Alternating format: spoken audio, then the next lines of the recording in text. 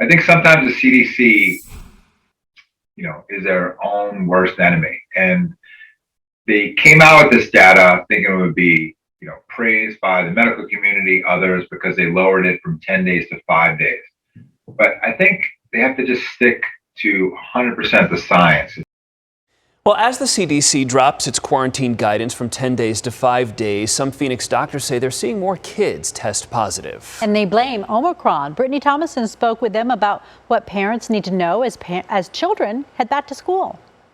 Pediatricians say don't panic, but parents need to take this seriously. With kids going back to school, the doctors I spoke with say they need to stay home if they have symptoms. We're seeing a lot of children coming in with higher fevers than we've seen before. Overall, just looking like they feel a lot worse. As a pediatric ER doctor at Valleywise Health, Alexander Toledo is seeing more and more COVID-positive kids with fevers up to 103 degrees and body aches. The good news is most children are not sick enough to be admitted. It is affecting them more because it's more virulent, it's spreading more, it's easier to catch, so we're seeing higher numbers in children. Just last week, the CDC announced you can stop quarantine after 5 days if you're asymptomatic and wear a mask in public for another 5 days. As kids go back to the classroom, several school districts like Mesa, Gilbert, and Phoenix Union say they're adopting that policy.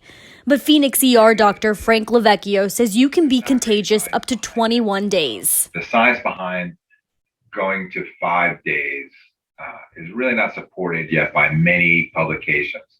I think what happened is they're playing the odds a little bit, and they're saying that you're less contagious after 5 days, which is true. The good thing with children specifically is that they're not getting terribly sick.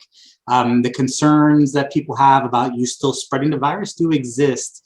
Their big advice, if your child still has symptoms, keep them home, have them mask up, and make sure they go see a doctor if they're having trouble breathing. In Scottsdale, Brittany Thomason, Arizona's Family.